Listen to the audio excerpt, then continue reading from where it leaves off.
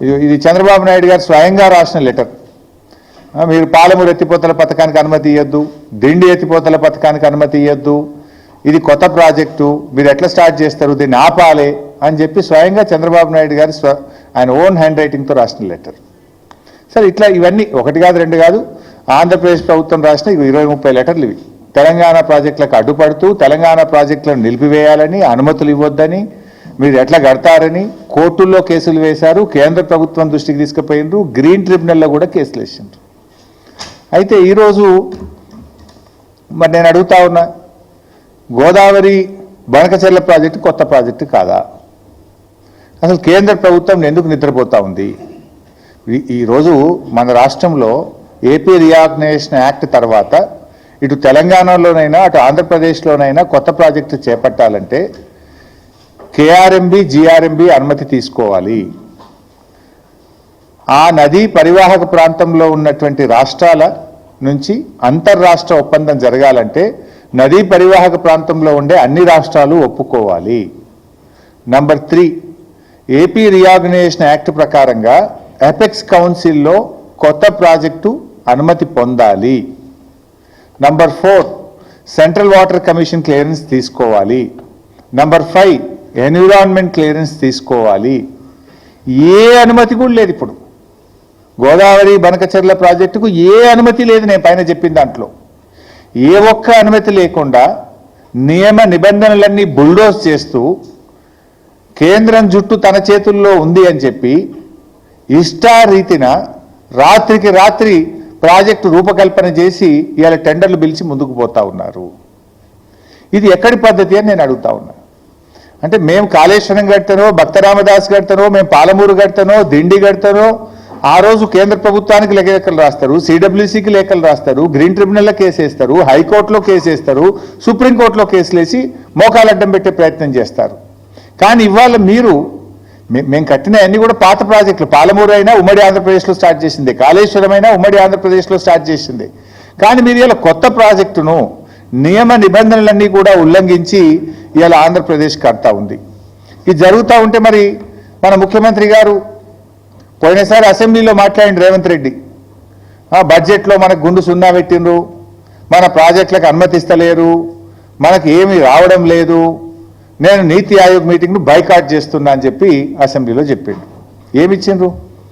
నువ్వు కట్టమన్న మూసీ సుందరీకరణకు ఇదివరకు defence land రాలే, మూసీ సుందరీకరణ ప్రాజెక్టుకు ఇప్పటికీ అదేది వరల్డ్ బ్యాంక్ నుంచి అప్పు తెస్తామంటే ఫైల్ రిటర్న్ కొట్టిండ్రు. ఏది నీ మెట్రో రైలుకి ఇంతవరకు అనుమతి వచ్చింది లేదు. నువ్వు ఆ రోజు బడ్జెట్లో అయితే గుండు సున్నా, నువ్వే నీతి ఆయోగ్ మీటింగ్ బహిష్కరిస్తా అన్నాడు. మరి నిన్న నేను పొద్దుగాలనే అందరికంటే ముందు పోయి కూర్చున్నాడు. నిన్న నీతి ఆయోగ్ మీటింగ్లో అందరికంటే ముందు పోయి రేవంత్ రెడ్డి రాత్రే పోయి పొద్దుగాల ఫస్ట్ కూర్చున్నాడు, మంచి రాముడు మంచి బాలు లెక్క కూర్చున్నాడు. నేను అనుకున్నా దీని గురించి మాట్లాడతాడేమో, ఈ గోదావరి బంకచెర్ల ప్రాజెక్టును గట్టిగా ఎదిరించడానికే పోయిండేమో, నిలదీయడానికే పోయిండేమో ప్రధానమంత్రిని అని నేను అనుకున్నా. కానీ చూస్తే అసలు ఈ ప్రాజెక్టు గురించి మాట్లాడిన సందర్భం కూడా లేదు.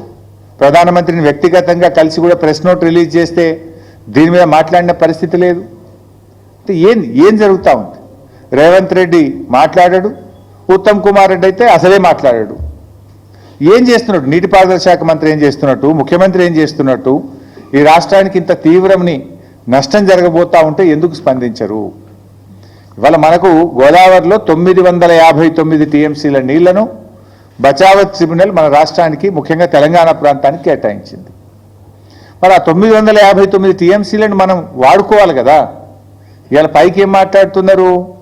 లేదా ఇది సముద్రంలో కలిసే నీళ్ళు అంటున్నారు. సముద్రంలో కలిసే నీళ్లు కావు ఇవి.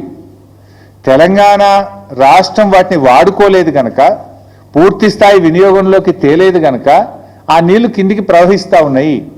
రేపు తెలంగాణ 959 టీఎంసీలు పూర్తిగా వినియోగించుకుంటే అక్కడ నీళ్లు ఉండవు. దీని వెనుక ఉన్న కుట్ర ఏంది? ఇవాళ ఇప్పటికే ఆంధ్రప్రదేశ్ గోదావరి నది మీద ట్రిబ్యునల్ వేయాలని చెప్పి సెక్షన్ 3 కింద కేంద్ర ప్రభుత్వానికి కంప్లైంట్ చేసింది. సో గోదావరి ట్రిబ్యునల్ వచ్చే లోపే ఈ బనకచెర్ల ప్రాజెక్టును త్వరితగతిన నిర్మించి, ఆల్రెడీ ప్రజాధనం ఖర్చు అయిపోయింది, ఆల్రెడీ మేము ఖర్చు పెట్టేసినాము, దీనికి నీళ్లు కేటాయించండి అని చెప్పి ట్రిబ్యునల్ ద్వారా నీళ్లు తీసుకోవడానికి ఒక పథకం ప్రకారంగా జరుగుతున్న కుట్ర ఇది. ఎట్లా ఎట్లా ఎట్లా సాధ్యమైతే చెప్పండి. నిజంగా 959 నువ్వు పూర్తిగా వినియోగించుకున్నప్పుడు అప్పుడు నీళ్లు కిందికి పోతే దాన్ని లెక్క తేల్చాలి. దానికి సిడబ్ల్యూసీ ఉంది, హైడ్రాలజీ ఉంది, అన్ని క్లియరెన్స్లు తేవాలి కదా. ఏ క్లియరెన్స్లు లేకుండా వాళ్ళు కడుతూ పోతుంటే ఎందుకు రాష్ట్ర ప్రభుత్వం మౌనంగా ఉన్నది? ఎందుకు రాష్ట్ర ప్రభుత్వం దాన్ని అడ్డుకోలేకపోతున్నది? There are many forums. నిన్న నీతి ఆయోగ్లో రేవంత్ రెడ్డి ఎందుకు ప్రశ్నించలేదు నేను అడుగుతా ఉన్నా. ఇంకా బాధ కలిగే అంశం ఏంది? 8 ఎంపీలు కాంగ్రెస్ గెలిచే, 8 ఎంపీలు బీజేపీ గెలిచే. 16 ఎంపీలు గెలిస్తే ఏం లాభం ఈరోజు రాష్ట్రానికి? బడ్జెట్లో ఏమి రాదు. మన నీళ్లను కూడా తీసుకుపోతా ఉంటే బీజేపీ ఎంపీలు మాట్లాడరు, నా కాంగ్రెస్ ఎంపీలు మాట్లాడరు. పార్లమెంట్ను స్తంభింపజేయాలి కదా. ఏం చేస్తున్నట్టు బీజేపీ ఎంపీలు, కాంగ్రెస్ ఎంపీలు? ఎవరికి కూడా బాధ్యత లేదా? ఒకరు రాష్ట్రంలో అధికారంలో ఉన్నారు, ఇంకొకరు కేంద్రంలో అధికారంలో ఉన్నారు. కేంద్రంలో అధికారంలో ఉన్న వాళ్ళు చట్టాన్ని ఉల్లంఘించి పక్క రాష్ట్రం నీళ్లు తీసుకుపోయే ప్రయత్నం చేస్తుంటే కేంద్రంలో ఆ చట్టాన్ని అమలు చేయాల్సినటువంటి వాళ్ళు ఆపే ప్రయత్నం చేయరు. రాష్ట్రంలో అధికారంలో ఉన్న పార్టీ కానీ 8 ఎంపీలు కానీ ఇవాళ దాని మీద ఏ పోరాటం అయితే చేయాలనో, లీగల్గా కావచ్చు, చట్టపరంగా కావచ్చు, లేదా ప్రభుత్వ పరంగా కావచ్చు, లేదా ప్రజా పోరాటం కావచ్చు, దేనికి కూడా పట్టించుకోకుండా నిమ్మకు నీరెత్తినట్టుగా రాష్ట్రంలో ఉన్న కాంగ్రెస్ పార్టీ, కాంగ్రెస్ ప్రభుత్వం ఈరోజు మొద్దు నిద్రపోతున్నటువంటి పరిస్థితి ఉన్నది. ఇలా ముఖ్యంగా ఈ రాష్ట్రం నుంచి 2 కేంద్ర మంత్రులు ఉన్నారు, కిషన్ రెడ్డి గారు, బండి సంజయ్ గారు. మీకు బాధ్యత లేదా అని అడుగుతా ఉన్నా. మీరు ఈ రాష్ట్రానికి ప్రాతినిధ్యం వహిస్తూ ఈ రాష్ట్రానికి అన్యాయం జరుగుతూ ఉంటే మీరు ఏం చేస్తున్నారో నేను అడుగుతా ఉన్నా. కిషన్ రెడ్డి గారు, మీరు చాలా సీనియర్ నాయకుడు, ఎమ్మెల్యేగా కూడా పనిచేశారు. మరి మీరు సిడబ్ల్యూసీకి వెళ్ళి ఏ రకంగా గోదావరి బంకచెర్లకు అనుమతిస్తారో ప్రశ్నించారా? కేబినెట్ మీటింగ్లో ప్రధానమంత్రి గారికి మీరు చెప్పరా? ఇలా ఎంత దుర్మార్గం అంటే ఏ అనుమతి లేదు దానికి. నా జిఆర్ఎంబి అనుమతి లేదు, సిడబ్ల్యూసీ అనుమతి లేదు, ఎన్విరాన్మెంట్ క్లియరెన్స్ లేదు, అపెక్స్ కమిటీ అనుమతి